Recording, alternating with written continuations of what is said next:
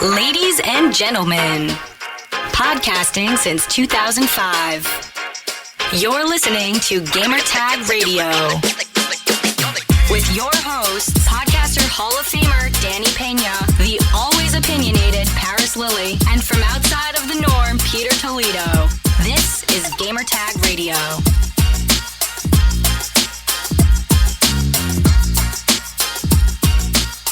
Welcome to Gamertag Radio, episode 995. This is your host, Danny, and we only have 5 episodes left for our 1,000 episodes, which is going to happen on February 10th, 2020. So make sure to tune in. We don't know what we're gonna have for the show, but just tune in. All right, you never know what could happen. Any surprises? Who knows? But anyways, all right. On this episode, we have our segment of daily conversations. We love doing this because we're having a normal conversation. This is our phone call every day. So I called Paris and we talked about a couple of things that have been going on in the gaming world, like the Xbox Series X prototype. We talked a little bit about PlayStation 5, Xbox Series X, Project xCloud, Google Stadia, a couple other things, man. I think everybody's going to enjoy this, man. So tune in here and we'll be right back after this. Enjoy the episode. Send us your feedback or questions. Give us a call at 786-273-7GTR. Email us at fanmail@gamertagradio.com or leave a message on speakpipe.com/gamertagradio. This episode of Gamertag Radio is brought to you by Keeps. Now, fellas, you may be asking yourself, why Keeps? Well, 2 out of 3 guys will experience some form of male pattern baldness by the time they're 35. Or if you're like me, you might experience it by the age of 22. But here's the good news. With today's advancements in science, Keeps offers proven treatments that can combat the symptoms of your hair loss and help you keep the hair that you have. That's what I'm talking about, guys. Let's keep what we got. And with Keeps, you can do this at half the cost of a local pharmacy. You don't have to go broke using Keeps. Keeps offers generic versions of only the 2 FDA-approved hair loss products out there, and some you might have tried before, but probably never at this price. Plus, Keeps now offers a prescription shampoo to keep your scalp healthy too. The thing is prevention. I wish Keeps was around back in the day because I could prevent more of my hair from falling out. That's what we're trying to do here, guys. So they are up to 90% effective at reducing and stopping further hair loss. The sooner you start using Keeps, which is around back in about 97, 98, the more hair you'll save. So act fast. Many men even experience hair regrowth with Keeps treatments. So here's the thing. Keeps. Find out why Keeps has more 5-star reviews than any of its competitors, and nearly 100,000 men trust Keeps for their hair loss prevention medication. Keeps treatments start at just $10 a month, plus for a limited time, you can get your first month free. That is a hell of a deal, fellas. Keep your hair with Keeps. So, how do you get Keeps? Go to keeps.com/GTR to receive your first month of treatment for free. That is KEEPS.com/GTR. So again, fellas, that is Keeps. Go to our site, keeps.com/GTR to receive your first month of treatment for free. That's Keeps, and I want to thank them for sponsoring Gamertag Radio. You're listening to Gamertag Radio.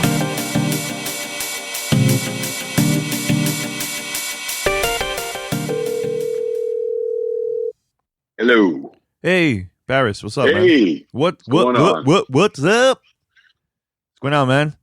Just got back last night, man. I was at the New York Game Awards. It was fun. Yeah. So how did all that go down? I Good. saw the Outer Worlds won game of the year for me. Yeah, I was I was screaming, man. I was like, yeah, I was screaming the whole time. I love that game, man. But yeah, the private division. I think there was a couple people from Upcity. I'm not 100% sure, but Tara was there. They were maybe 2 rows in front of me. I was right behind them and stuff. So Yeah, it was a lot of fun, man. That, seeing Reg in person was cool. He got the legendary award. That was really cool.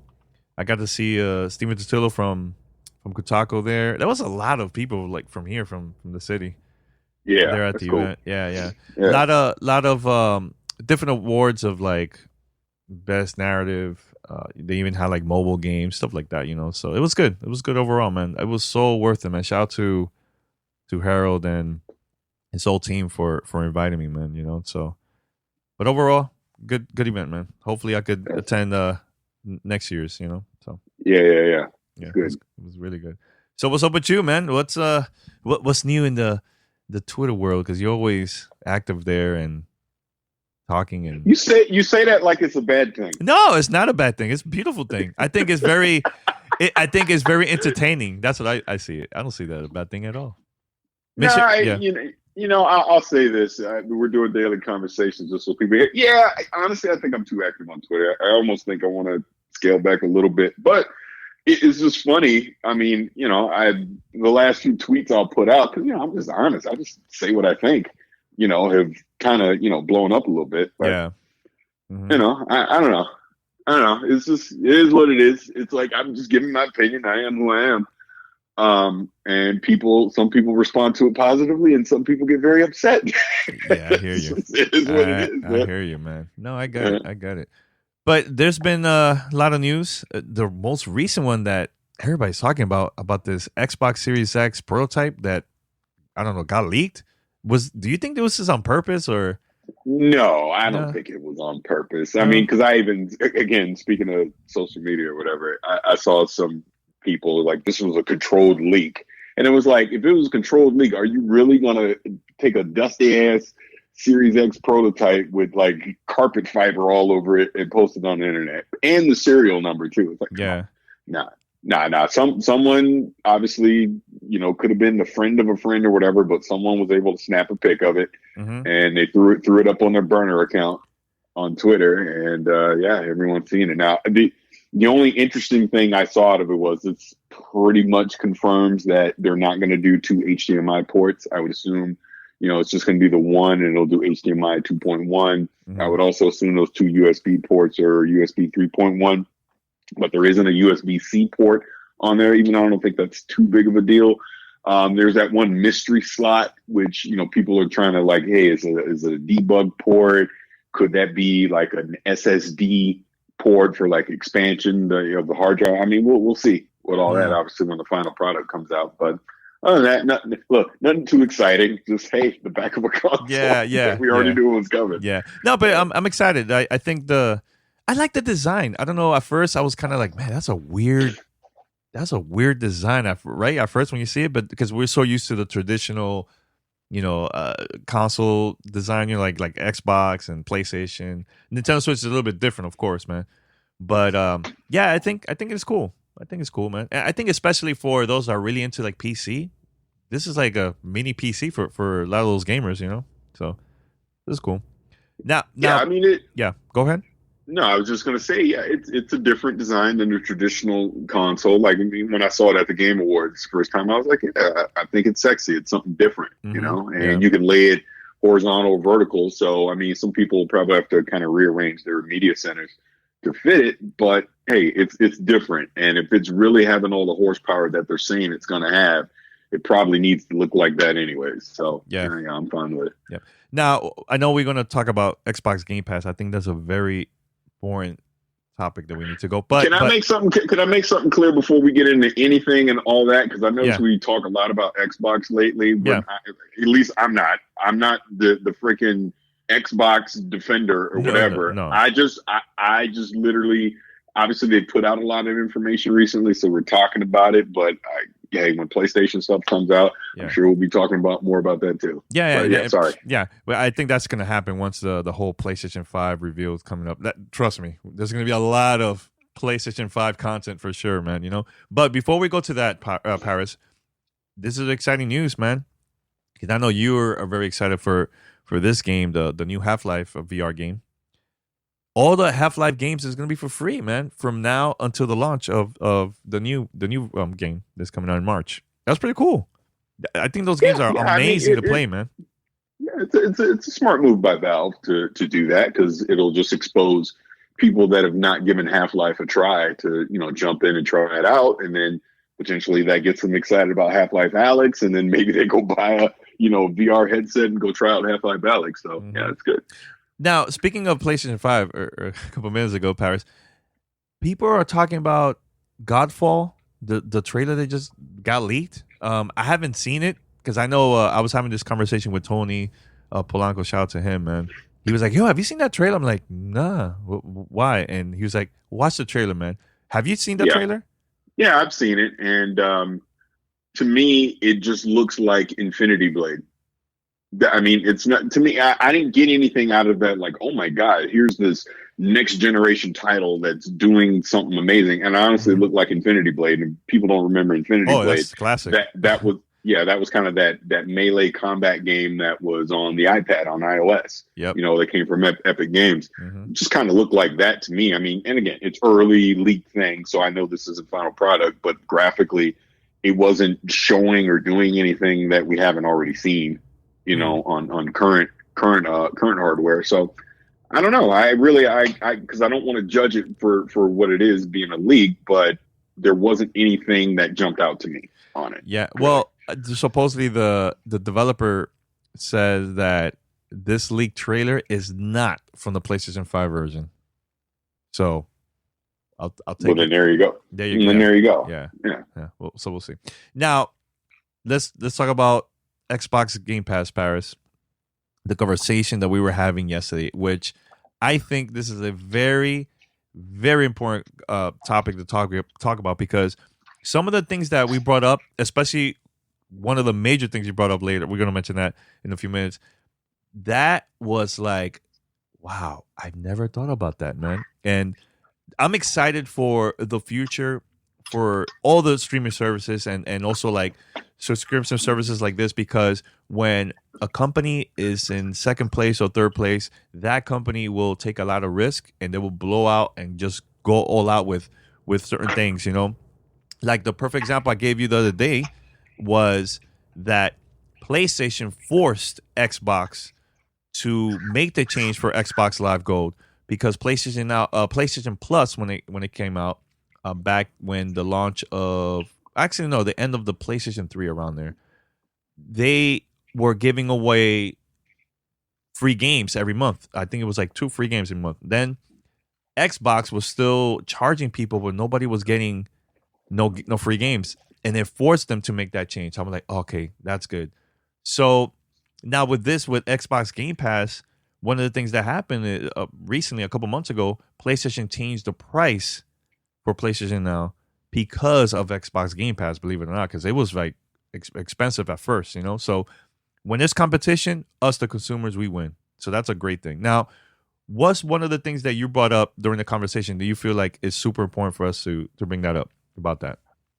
Yeah, and this actually goes back to a voicemail we got on the last episode where the person called in and was like, he thought that they would pack in a year of Game Pass with the Series X. And then, we kind of talked about it, and we kind of both agreed a year would be too much, maybe something like 3 months. So going along those lines, we're just saying it would make a lot of sense just in the competition at launch of trying to get people to adopt the new Series X hardware, that they say, hey, if you buy Series X, I don't know, in the first however amount of time in the launch window, we're going to pack in 3 months of Game Pass Ultimate, right? You're going to get 90 days of Game Pass Ultimate, on us, which takes it back to the old school. So if you go back to old school, you and I were talking about like back in our day when we were kids, again, my Christmas Story Red Ryder BB gun moment was Christmas of 1985. My mom got me the NES, the Rob the Robot version. So what did it come with? It came with Gyromite and Duck Hunt. So I had two games to play right off the top. Mm-hmm. The other bundles with the NES back then would come with Super Mario Brothers. That's how people got exposed to Super Mario Brothers, because it came with it. The Super Nintendo came with Super Mario World, right? So it's like this, and I know even the Wii came with Wii Sports or something like that. But the point of this is, taking it back to that era where you got games that came with when you bought the system. So you had something to play right out of the box. And we've obviously gotten away from that over the past few decades where you buy the hardware, but you still got to go buy games to actually play on it, right? With a few exceptions. So if Microsoft is smart, you pack in 3 months of Game Pass and you're basically telling your customer, you don't have to go buy Halo. You don't have to buy Forza. You don't have to buy any games. Not to mention, we're going to allow you to bring all your backwards compatible games with you. But with that 3 months of Game Pass, we're giving you Halo for free. We're giving you Forza for free. We're giving you our launch lineup for free. So in those 3 months, you can play all our games. And when the 3 months is up, either, hey, you like Game Pass, and because now there's other games that you can play as well, and you keep it and you keep as a subscriber, or go spend $60 on the next game you want to play. So not to mention with Game Pass, like I was saying, not only are you getting whatever Microsoft's launch lineup is going to be, you know, you're going to have access to hundreds of other games that are a part of it. And like I was telling you, it would be smart for third parties. So the Ubisofts, the EA, not EA, but the Ubisofts and the, you know, the 2Ks and Bethesdas of the world. Not that they're going to put their next gen stuff on Game Pass, but take some of their older games, put them on Game Pass at the launch. So now you're exposing customers to even some older games that are now going to be backwards compatible to the Series X.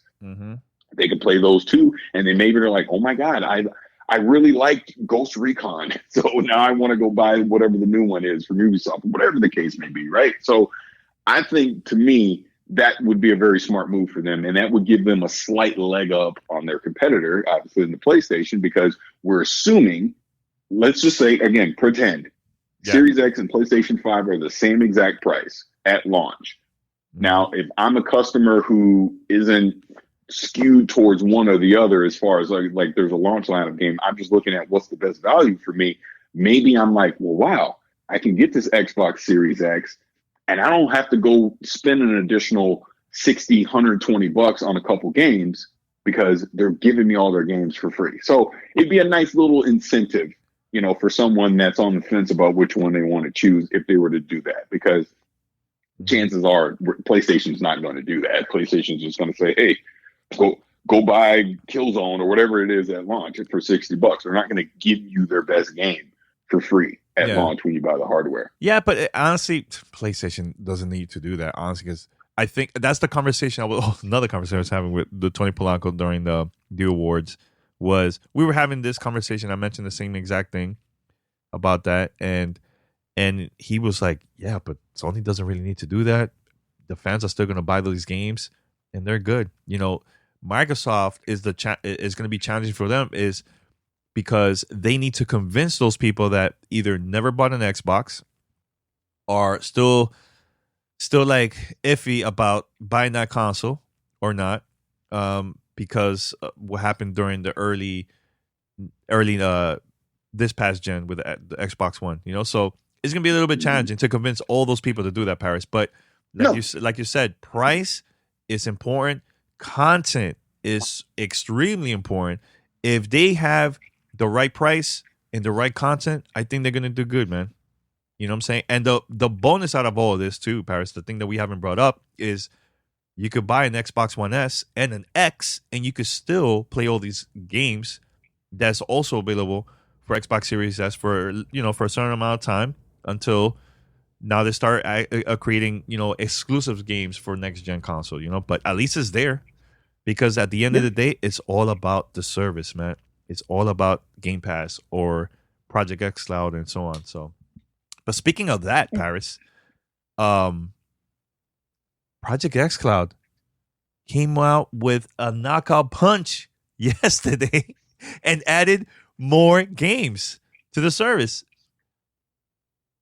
That's not good, man, for Google Stadia, dude. Not looking good, man. Well, again, because I'm quickly growing a reputation as a Stadia hater. So let me just be clear that it isn't that I hate Stadia. I just hate that they decided it was okay to launch this as a 1.0 product when they did, when it clearly the service was not ready for that. Clearly, even the blog post that they put out the other day, they're just promises of things that are going to come are still not everything that they promised when Phil Harrison stood on that stage last year, right? So my frustration with that is it's not that the service does not work. Hell, you and I have played it together.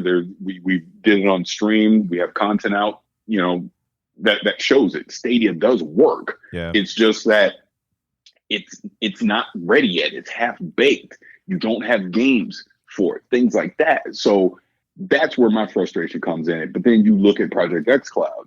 And like you said, they just updated that they're adding even more games to it, like Halo Master Chief Collection, Destiny 2, things like that. Whereas it's still a beta. Yeah. They're not acting like this thing is ready for prime time. It's still a beta.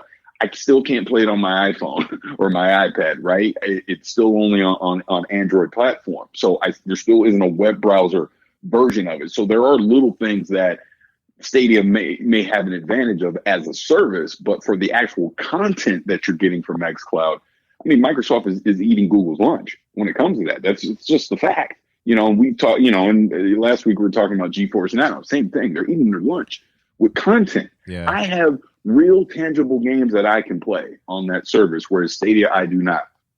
And I know Stadia has this promise of 120 games are going to be coming in Q1, and there's the rumor that they're going to try and basically pull like an Epic Store and get some timed exclusive stuff. I don't expect it to be any major AAA games. I expect it to be like some indie stuff, to try and entice people to hop on that platform. Yeah. But bottom line is this: that platform is not ready for prime time. Their current, and I keep saying it over and over, but their current business model does not work. And they are going to face a serious struggle as we get closer and closer to these next gen consoles that are coming out, because that's just going to skew it even further on why am I buying a cloud only gaming service when your competitor also has one, but I can still play their games offline if I so choose. That's the biggest thing that's going to hurt Stadia in 2020 is there's other alternatives out there that are as good, if not better. You know what I'm saying? Yeah. So Yep. Why am I choosing that one? That's the only thing. But yeah, I like what Project xCloud is doing. I found out, I was searching on Reddit, because I have an NVIDIA Shield. I don't have an Android phone or an Android tablet, but you can sideload the app, the xCloud app on the NVIDIA Shield, and it works. So I think if I get access into the beta, I think I'm gonna try it. Why not? If you want to access, I'll try to make it happen, man. Because I really want you to try it out. And what would be cool? Maybe we could stream it. I mean, I don't know if that's possible, but hey, we'll figure it out. Yeah, I'll figure it out. I can do some stuff on the Shield, but I was on Reddit reading, and it's totally doable. People are doing it now. So wow. So let me ask you this question. Right? So size, like screen size, when you stream that from the Shield, is it going to be like mobile-ish or? No, it's full screen. Full screen? You go on YouTube. Yeah, you go on YouTube. You see people showing it, how it works. I mean, The app itself comes up as a mobile app, and you have to do a couple little tricks. But once you're actually playing the game, it'll be full screen. Oh, Parris, if you could pull that off, Parris, that would be super cool. Super cool. Yeah. I'm dying because I'm really dying to hear like your feedback about that. I mean, it will be better you getting it like on your like iPhone, because you could take it out and start playing it. But hey, whatever, man. That's better than nothing, man. You know what I'm saying? So yeah. Is there any other topics that you want to bring up? But well, I saw this, and again, this is rumor, and not that this is true, but okay. Excuse me. There was a Polish. Basically, he's called the Polish Jason Schreier, where he gets these game scoops, and he, I guess, has a podcast out. This guy, and I can't pronounce his name, so I'm not even going to try. But he is alleging that the Cyberpunk 2077 delay, because I guess he knows people at CDPR that have spoken to him off the record, that the delay is because they can't get it working on the old console hardware. So like the original PlayStation 4, original Xbox One, especially the original Xbox One. It's not working great on it. So that's what's causing the delay, because basically that old hardware isn't powerful enough to be able to display the game properly. So they're trying to optimize for the old hardware, which, let's just pretend it is true. Okay, it is true. Brings in the question with Microsoft's strategy with Series X, because Now this is what everyone's going to point to and say, see, this is why you shouldn't have games for Series X that aren't exclusive to Series X, because you still have to cater to that old Xbox One, which we all know is severely underpowered. Honestly, I don't know. And like I said, we talked about this before, but, watching a Digital Foundry video, and they were even split on it, because the biggest thing is going to be that Jaguar CPU and that Xbox One, which is going to hold things back. There's just no way around it. My only debate on that is this. Am I really going to be caring about that when we're in June and we're sitting in the Microsoft Theater and we see Halo Infinite and it looks freaking amazing? Because we know it will, right? Am I really going to be sitting in the back of my head going, "Oh, it could have looked better if it wasn't for the Xbox One"? Am I really going to be saying that? Yeah, I don't think so. Well, but that's you. What about those that they don't have no other choice? Then what? No. But that's my point, though. Is people are worried about the Series X version not looking great because of the Xbox One. Hey, it is what it is on the Xbox One. We know this is supposed to be considered a next-gen title. If they get it working, even if it's severely downgraded, so be it. I understand that, and anyone playing it on I'm talking like the 2013 Xbox One. You shouldn't be complaining if that's what you're playing it on, because it is what it is. You're now trying to play a 2020 game on 7-year-old hardware. You can't really expect it to be looking super amazing. I don't think anyone's gonna realistically say that or think that. My point is, anyone that's playing it on the Series X, are you really? If it's just because, like, I even went back and watched that trailer. If that's real time graphics from this, basically what the Series X is going to be, I'm good.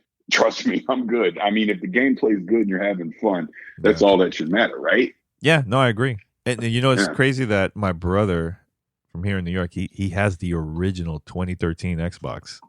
And he plays that every day.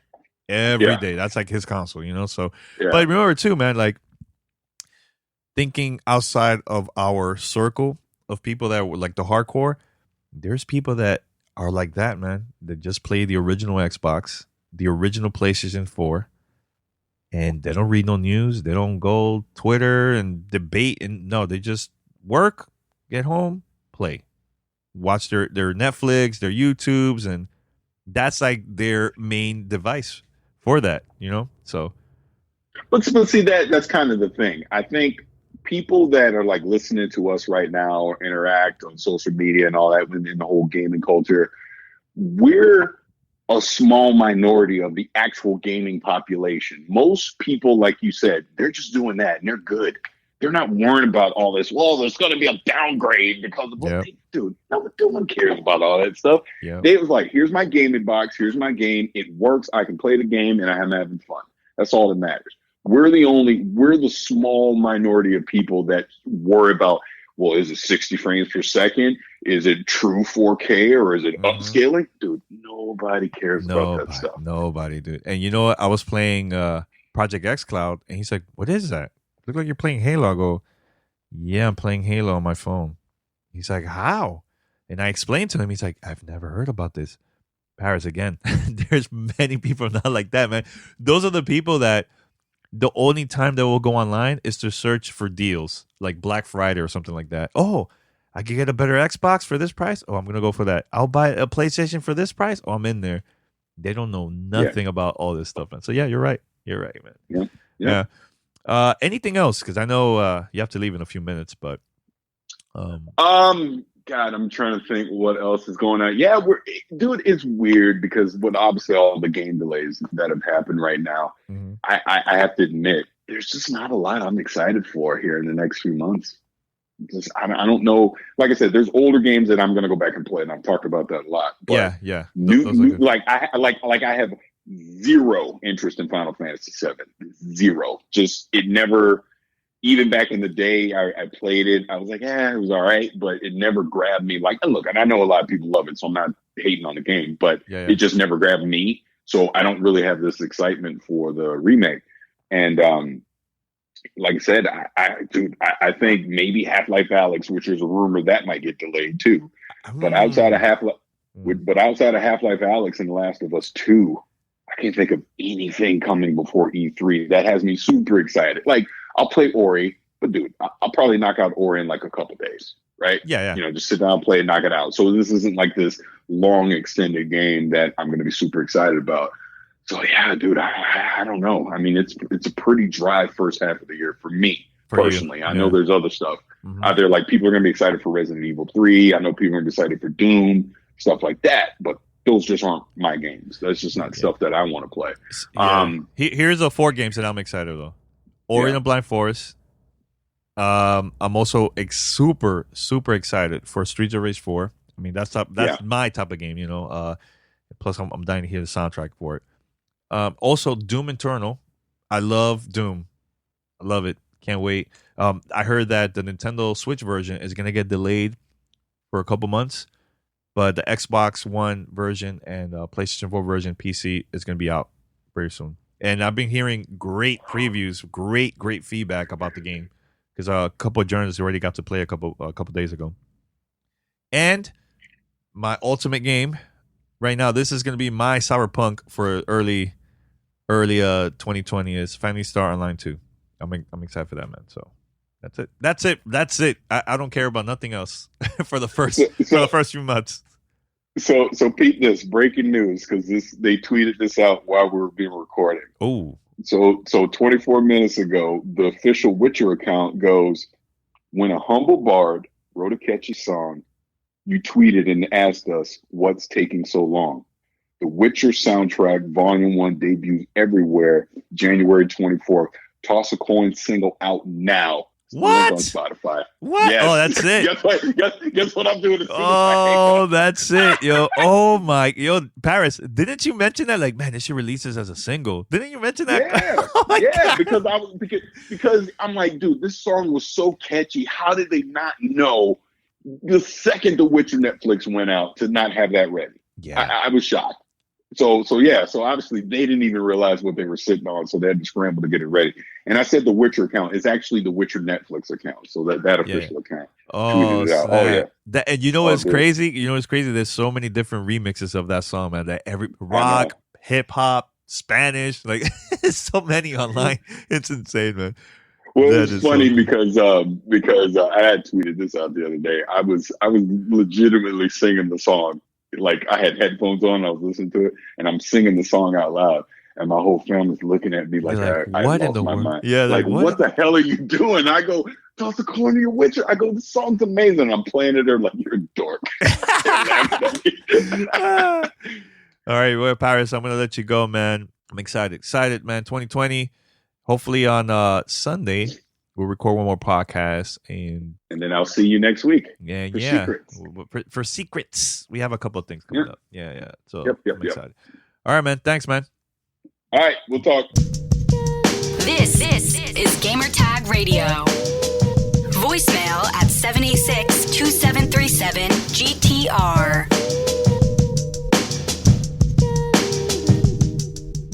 Thank you for listening to episode 995 here at GTR. And we're planning to have more content coming up. I know we're traveling in a week or so. We're going to a location here somewhere in the States. And we're planning to have more content for the podcast. Cool stuff planned. So make sure to tune in. And join our Discord. Go to discord.gg/GTR. That's discord.gg/GTR. Also, if you like our content and you would like to help us out, you could donate for the show. So this is going to help us cover travel costs, upgrading our equipment for future events, like let's say E3 is coming out later this year. Who knows? Maybe Gamescom. Who knows where we could go? Maybe PAX. But it's all up to you, the listener. If you would like to support us, donate, buy clothes from our store.gamertagradio.com. Or if you have Prime, Amazon Prime, go to twitch.tv/GamerTagRadio, and you could also subscribe to our podcast, and it will help us out a lot. All right, so thank you for listening. Until next time, we're out. Take care. Peace.